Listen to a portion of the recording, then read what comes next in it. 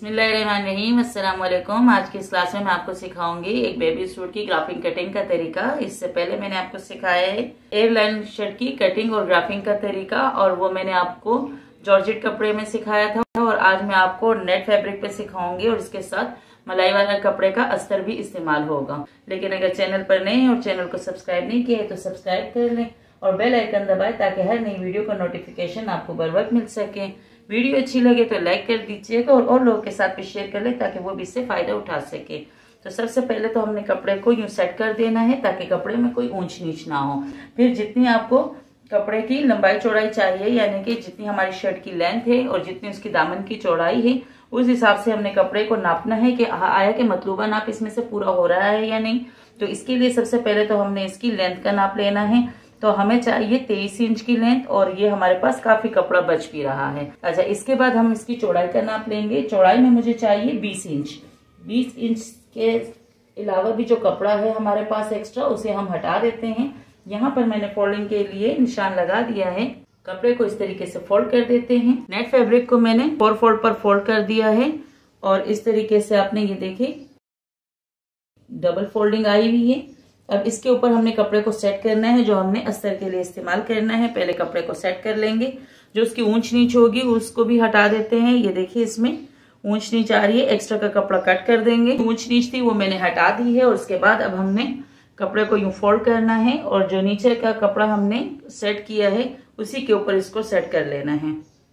सबसे पहले हमने कपड़े की सेटिंग कर दी है। ऊपर नीचे का कपड़ा बिल्कुल अच्छे से हमने सेट कर दिया है। कपड़ा ठहरा हुआ था, इसमें हिलने मिलने का कोई मसला नहीं था। अगर जॉर्जेट का कपड़ा हो, शेफून का हो तो पिनअप कर लिया करे। उससे ये होगा कि आपको ग्राफिंग कटिंग करते वक्त आसानी रहेगी। मैंने इसी वजह से नहीं किया कि कपड़ा काफी ठहरा हुआ है और डिस्टर्ब नहीं कर रहा है। मैंने डायरेक्ट इस पे ग्राफिंग करनी है। 22 इंच की मुझे तैयार लेंथ चाहिए। 1 इंच जो है वो मैंने इजाफी रखा है फोल्डिंग के लिए, और आधे इंच में शोल्डर में फोल्डिंग के लिए रख लूंगी। अब यहाँ से कंधे की चौड़ाई का निशान लगा लेंगे 5 इंच पे। कंधे की लंबाई का नाप जो है वो हमारे पास आ रहा है 5.5 पे, और कंधे का टोटल जो है उसके हाफ पर निशान लगाएंगे 2.25 पे। आधा इंच डीप लाइन के लिए शोल्डर में दे देंगे। इसके बाद हमने यहाँ से कंधे की चौड़ाई का निशान लगाना है 5 इंच पे। अब यहाँ से यहाँ तक एक लाइन ड्रॉ कर देनी है। अगर आपको इंची टेप से मसला हो तो डायरेक्ट स्केल से भी खींच सकते हैं। अब जो यहाँ पर हमने लाइन खींची थी हाफ की, उसी को अंदर की तरफ आधा इंच करके तिरछी लाइन खींच लेंगे। अब हमने जहाँ कंधे की लंबाई हमारी खत्म हो रही है वहीं पे हमने अपने चेस्ट का निशान लगाना है। 6 इंच का हमारा चेस्ट है। सिलाई के लिए हमने एक्स्ट्रा कपड़ा रखना है। अब हमने बॉडी लंबाई का निशान लगाना है 9.5 इंच पे। जहाँ बॉडी लंबाई खत्म हो रही है वहीं पे हमारे कमर की फिटिंग का निशान आएगा 6.25 इंच पे। सिलाई और कटिंग के लिए एक्स्ट्रा रखेंगे। बैरूनी लाइन जो होगी वो हमारी कटिंग की होगी, अंदरूनी लाइन जो है वो हमारी सिलाई की होगी। अब हमने यहाँ से लेके चेस्ट की लाइन तक गोलाई दे देनी है। गले की चौड़ाई का निशान लगाएंगे 2 इंच पे। डीप लाइन के लिए हमने इस लाइन को इस लाइन से मिला देना है। इसमें हिप और चाक का निशान नहीं लगाते हैं। यहाँ से लेके यहाँ तक हमने स्ट्रेट शेप देनी है, तिरछी लाइन खींचनी है। लाइन बिल्कुल स्ट्रेट होनी चाहिए। बनाए हुए ग्राफ पर अब कटिंग करेंगे। यहाँ से थोड़ा सा सेंटर के लिए हमने कट लगाना है। आगे की तरफ ले जाके इसी ग्राफ पर अब कटिंग करेंगे।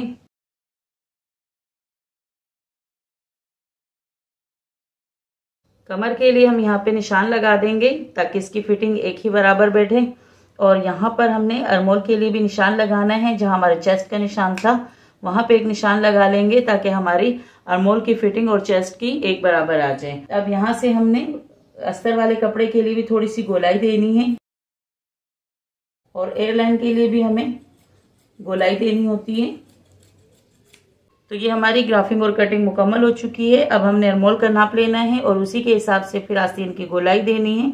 7 इंच पे हमारे अरमोल का नाप आ रहा है। की चौड़ाई के लिए निशान लगाएंगे 2 इंच पर, और लंबाई इसकी आएगी तकरीबन 4 इंच की। इसी पर हमने गोलाई देनी है। बनाए हुए ग्राफ पे कटिंग कर लेना है। मैंने इसमें कोई पट्टी नहीं बनाई है।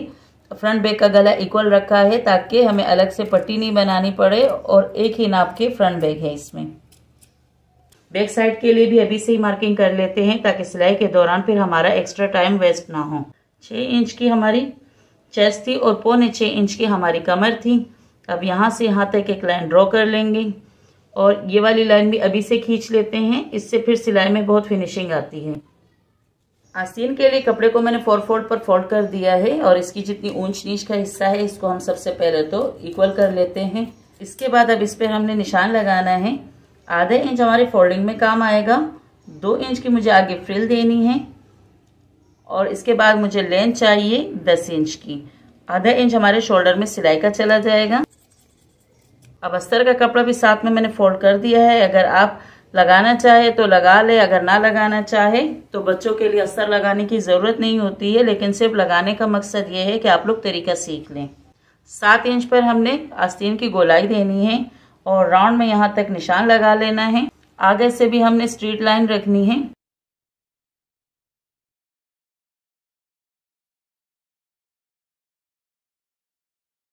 हमारी ग्राफिंग कटिंग मुकम्मल हो चुकी है। इस हिस्से पे हमने फोल्ड देना है, तो अभी से मैंने छोटा सा कट लगा दिया है ताकि फिर एक बराबर हमारी फोल्डिंग हो सके। आगे से हम इसे यूं फोल्ड कर देंगे और इतना हमने इसे फोल्डिंग देनी है और इसके बाद से यहाँ पर सिलाई आ जाएंगी और इसमें इलास्टिक लगा के फ्रिल वाली आस्तीन तैयार करेंगे। एक एयरलाइन फ्रॉक की सिलाई करने का तरीका सिखाऊंगी। तो इसके लिए सबसे पहले तो आस्तीन के लिए मैंने आगे से इस तरह फोल्ड दे दिया है, किनारा फोल्डिंग वाली सिलाई लगानी है और उसके बाद फिर आस्तीनों को हम कच्चा कर लेंगे। ये नेट फैब्रिक है तो इसके नीचे मैंने इसीलिए अस्तर लगाई है क्योंकि नेट कच्ची होती है, तो अगर हम अस्तर लगा लेते हैं तो हमारी एयरलाइन शर्ट जो होगी वो पायदार सिल जाएगी। तो इससे सबसे पहले तो बड़े टांके से हम कच्चा कर लेंगे। चाहे तो आप मशीन का टांका बढ़ा के कच्चा कर ले, चाहे तो हाथ की सुई से भी आप इसको कच्चा टांका लगा सकती हैं। तो इसे सबसे पहले हम इस तरीके से रखेंगे और इसके ऊपर आपने कपड़े को ऐसे सेट करना है। ख्याल रखना है ये जो कट लगा हुआ है सेंटर का, तो इसी तरीके से सेंटर को रख के आपने बिल्कुल फिक्स करके रखना है। इसके बाद यहाँ से फिर आपने आउटलाइन से इसकी कच्चे टांके की सिलाई लगानी है। इसके बाद आपने क्या करना है कि अब एयरलाइन शर्ट के लिए हमने साथ में अस्तर कटिंग करवाया है और इसके गले में भी थोड़ा सा हमने डिजाइनिंग करना है। इसके लिए भी मैंने ये पीस कटिंग किया था। चकोर कटिंग हो चुकी है, गले की कटिंग अभी रहती है, वो हम साथ साथ करेंगे। और ये वाली पट्टी हमने इसके लिए कटिंग की है, तकरीबन 2.5 इंच की पट्टी है और इसे हम फ्रिल की जगह इस्तेमाल करेंगे। सबसे पहले तो हमने यहाँ पे इसकी फ्रिल लगानी है। यहाँ से इसमें हमने प्लेटें भरनी है और पूरे चारों साइड से इसके हमने यहाँ पर ये फ्रिल लगा लेनी है। फ्रिल तैयार करने के बाद इसे इसके साथ पहले सिलाई करेंगे, उसके बाद इसकी अस्तर की सिलाई होगी। अब ये पट्टी जो हमारे पास है इसमें छोटी छोटी प्लेटें भरनी है हमने। इस तरीके से आप इसमें प्लेटें भर लीजिएगा। पूरी पट्टी में हमने इसी तरीके से प्लेटें डालनी है। मुकम्मल प्लेटें डालने के बाद इसके साथ सिलाई का तरीका मैं आपको सिखाती हूँ। डिजाइनिंग के लिए मैंने जो पीस लिया है इसे मैंने डबल लिया है और इसके ऊपर मैंने गले को रखना है। जो गले की कटिंग हमने फ्रंट साइड पे की थी उसको हमने इसके ऊपर रख के इस तरीके से और इस नेट फैब्रिक पे भी गले की कटिंग कर देनी है।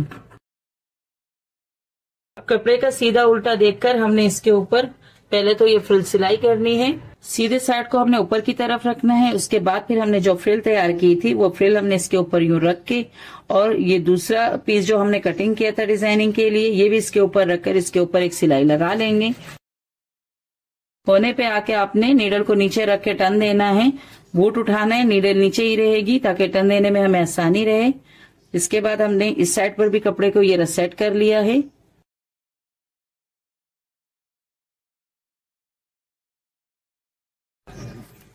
बूट उठाना है, सिर्फ नीडल नीचे ही रहेगी और इस वाले कपड़े को इसके ऊपर सेट कर लेना है।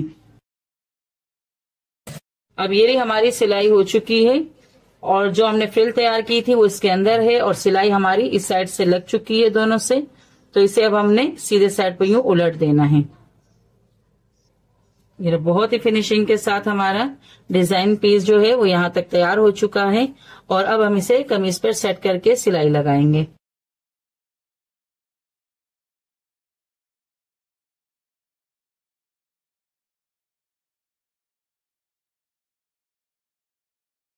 अब हमने कमीज के फ्रंट साइड को लेना है। जो एयरलाइन की कटिंग की थी उसका फ्रंट साइड लेके आपने ये डिजाइनिंग पीस जो तैयार किया है इसे इसके ऊपर यूं रख लेंगे। शोल्डर से भी ध्यान देना है कि एक ही बराबर आए, यहाँ से गले के पास से भी और यहाँ शोल्डर के पास से भी। और इसके ऊपर पहले तो मैं यहाँ शोल्डर के पास से लेके यहाँ तक एक सिलाई लगा लेती हूँ। उसके बाद फिर अस्तर के कपड़े को इसके साथ सिलाई करना है। डिजाइनिंग पीस हमारा लग चुका है इस पर, और अब हमने जो अस्तर इसके साथ सिलाई करना है तो इसे हमने इसके ऊपर रखना है और सिलाई लगा लेना है।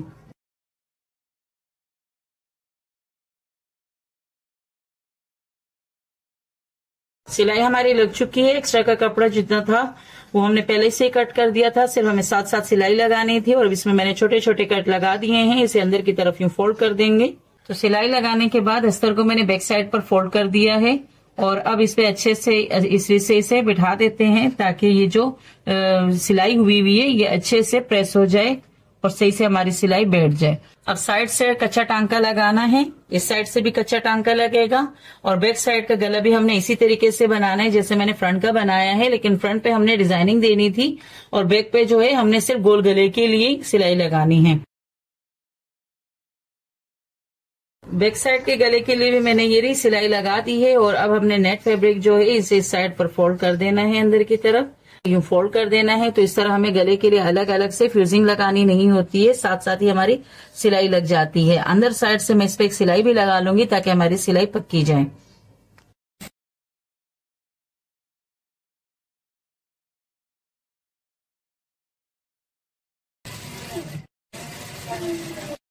फ्रंट और बैक दोनों गलों के लिए मैंने बैक साइड से ये सिलाई लगा दी है ताकि हमारी अस्तर जो है वो इसके साथ पायदारी के साथ सिल जाए। अब इसके बाद हमने ये वाला साइड जो है बैक का, इसको भी हमने इसके ऊपर यूं रखना है और सिलाई लगानी है। इस तरीके से जब आप सिलाई लगाएंगे अस्तर की तो बहुत फिनिशिंग के साथ जाती है। बैक साइड का और फ्रंट साइड के शोल्डर जो है उसे हमने अस्तर को अस्तर के साथ और नेट फैब्रिक को नेट के साथ सिलाई करना है। स्टार्ट से भी सिलाई रिपीट ले और एंड पर भी रिपीट सिलाई लगाए ताकि सिलाई पक्की हो। शोल्डर की सिलाई हमारी लग चुकी है। अब ये वाली सिलाई जो हमारी लग चुकी है इसे हमने अंदर की तरफ यूं फोल्ड देना है। इस तरीके से जब हमारा शोल्डर सिलता है तो बहुत ही फिनिशिंग से सिलाई जाती है। ये देखे अस्तर में अंदर की तरफ कोई सिलाई नजर नहीं आ रही है। शोल्डर की सिलाई भी गुम सिलाई के साथ हो गई है और गले की भी सिलाई हमारी गुम सिलाई के साथ लग चुकी है। आस्तीन भी मैंने अस्तर के साथ कच्ची कर ली है। ये बड़े बड़े टांके लगाए, लंगर टांका भी कहते हैं, कच्चा करना भी कहते हैं। हाथ की सिलाई से मैंने इसको कच्चा कर लिया है ताकि सिलाई के दौरान कपड़ा आगे पीछे ना हो। और अब हमने इसको आस्तीन की सिलाई लगानी है।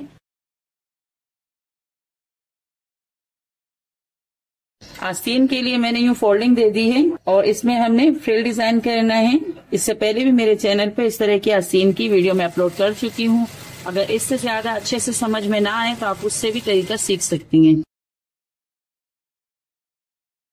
एक सिलाई हमारी लग चुकी है, साथ में 1 बूट के फासले से हमने दूसरी सिलाई भी लगानी है। उसके पास से फिर हमने इलास्टिक गुजारना है। आस्तीन की फोल्डिंग मैंने कर दी है। 1 बूट के फासले से जो हमारी सिलाई लगी थी उसमें हमने इलास्टिक गुजारना है। फ्रिल वाली आस्तीन हो गई है और इसके लिए मैंने ये इलास्टिक कटिंग किया है। बच्चे के बाजू के हिसाब से आप कम ज्यादा कर सकती हैं। और अब हमने जो इलास्टिक उठाई है नरम वाली इलास्टिक है ताकि बच्चे के हाथ को चुभे नहीं।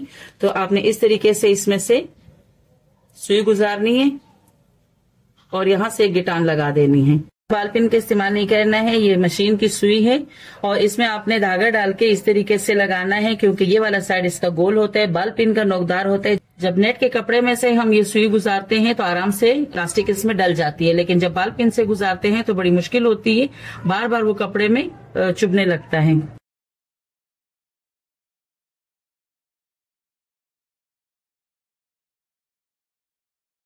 यहाँ से धागे को खींचना है और यहाँ से हमने आहिस्ता आहिस्ता अपने इलास्टिक को अंदर इसमें सेट कर लेना है। आहिस्ता आहिस्ता पूरी इलास्टिक को इसमें से गुजारना है। तो ये रही हमारी इलास्टिक डल चुकी है और अब इसके बाद हमने इस पर सिलाई लगानी है। अब आस्तीन को आगे से इस तरीके से फोल्ड करना है तिकोन शेप में। इस साइड को भी यूं तिकोन शेप में फोल्ड कर देंगे और फिर यहाँ से इस पे सिलाई लगाएंगे तो सीने के बाद आस्तीन में ये रफ कपड़ा आगे को नहीं निकलेगा।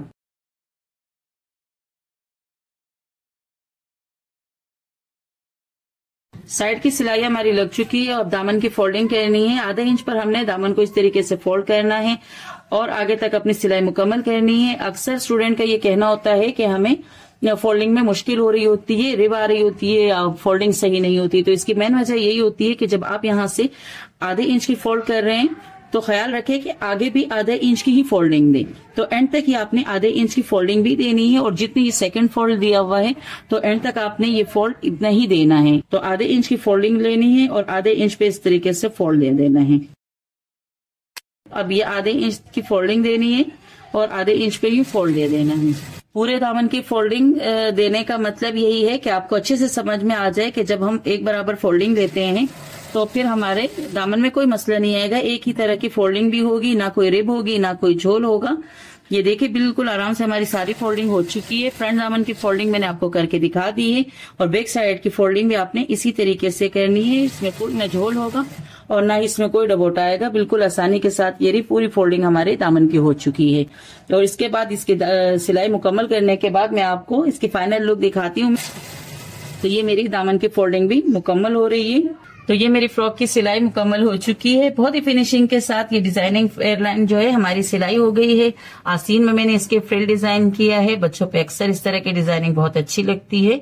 बहुत ही इजी है, जल्दी सिल के तैयार हो जाता है। छोटे से कट पीस पे आप घर पे भी इसे सिलाई कर सकती हैं।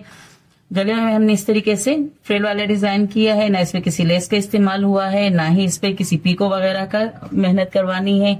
और इससे घर बैठे ही आप बहुत आसानी के साथ तैयार कर सकते हैं। इसमें मैंने गला भी बगैर बटन के तैयार किया है। अक्सर बच्चों के लिए पट्टी बनानी होती है, और जो कोई भी जल्दी में सीना चाहे, पट्टी तैयार करने का मूड ना हो या तो वो इस तरीके से फ्रंट बैक गला एक ही नाप कर रख ले और सिलाई कर ले। तो इसमें यह है कि बच्चे का सर भी आराम से चला जाता है और आपको बटन पट्टी भी बनानी नहीं पड़ती है।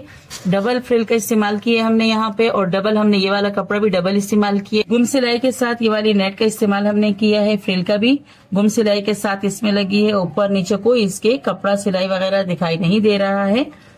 और एयरलाइन शर्ट है। अस्तर भी बहुत अच्छे से इसके साथ सिलाई हो चुकी है। जब भी अस्तर सिलाई करे तो लेंथी अस्तर रखा करे, क्योंकि नेट में अंदर की तरफ फिर दिखता है तो अच्छा नहीं लगता। तो ये अस्तर भी इससे तकरीबन मैंने 1.5 इंच के फासले से रखा हुआ है। बहुत ही फिनिशिंग के साथ इसकी सिलाई भी हो चुकी है और नेट की भी। और अभी तक इसमें मैंने इस्त्री नहीं लगाई है। इस्त्री के बाद इसकी फाइनल लुक मैं आपको दिखाती हूँ, और इंशाल्लाह फिर दोबारा मिलेंगे अपनी नई क्लास में एक नए काम के साथ। तब तक के लिए अल्लाह हाफिज।